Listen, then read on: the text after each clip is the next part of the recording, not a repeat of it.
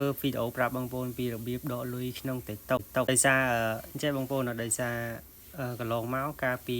ក្នុង4-5 ឆ្នាំមុនការដែល TikTok គេបើកឲ្យរកលុយដំបូងណាពេលហ្នឹងខ្ញុំដកធ្លាប់ដកបានមែនតែកាលហ្នឹង TikTok ឲ្យថ្លៃកាលហ្នឹងដោយសារគេឲ្យហ្នឹងគេគិតលុយជាមួយបេះដូងបើសិនជាយើងមកបេះដូងមកអញ្ចឹងទៅគេគិតឲ្យតម្លៃតាមហ្នឹងតែឥឡូវហ្នឹងអត់ដូចមុនទេប៉ុន្តែនៅតែមានលុយចូលតិចតួចចឹងឯងនៅក្នុង TikTok វីដេអូនេះសម្រាប់បងប្អូនដែលគាត់ថ្មីគាត់អត់ទាន់ដឹងអញ្ចឹងណាថាបងប្អូនដែលធ្លាប់ដកហើយក៏អូរំលងចោលទៅដែលធ្លាប់ដឹងហើយ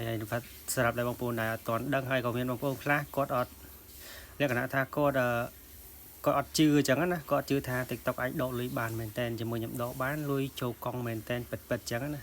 ហ្នឹងហើយសម្រាប់មុននឹងចូលដល់វីដេអូហ្នឹងក៏សូមប្រម៉ូទខ្លួនឯងមួយសិននឹងសម្រាប់បងប្អូនដែលគាត់ឆានមក TikTok ថាចង់រក account Facebook ខ្ញុំបងប្អូនគាត់ទៅចូលក្នុង link នេះបងប្អូន link ក្នុងក្រោម TikTok ហ្នឹងទៅបងប្អូនចូលដល់ account Facebook ហើយសម្រាប់កំងអីវ៉ាន់កំងក្នុង TikTok នេះក៏បានបងប្អូនចូលកំងក្នុង Facebook ក៏បានតែបើ Facebook យើងងាយស្រួលក្នុងការតាក់ទងគ្នាជាងហើយក៏ខ្ញុំតបឆាតលឿនអញ្ចឹងណាបងប្អូនហើយយើងស្រួលងាយក្នុងការតាក់ទងគ្នាហ្នឹងហើយបន្ទាប់មកយើងឥឡូវនេះយើងចូលទៅដល់វីដេអូហ្មងទៅហ្នឹងហើយដំបូងបងប្អូនចូលខាងលើនេះនឹងខាងលើនេះកន្លែងមានរូបកដោហើយនឹងកាមាសនេះបងប្អូនចូលទៅហើយរងចាំតិច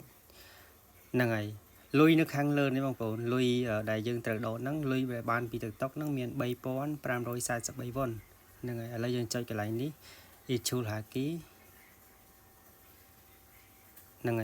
ហើយបន្ទាប់មកទៀតលុយដែលយើងអាចដកបានណាបងប្អូនក្នុងលុយដែលយើងអាចដកបានមានថាលុយយើងដល់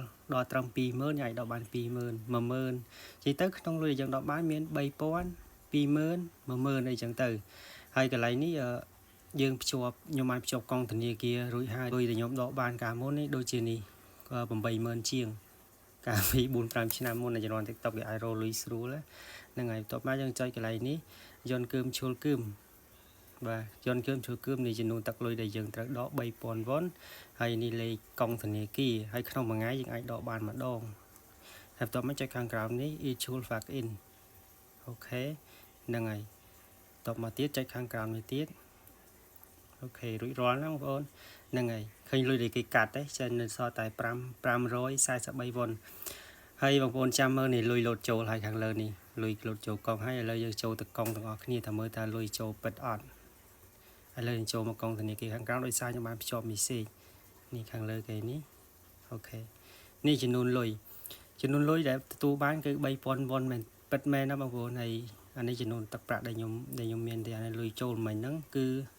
3000 វ៉ុន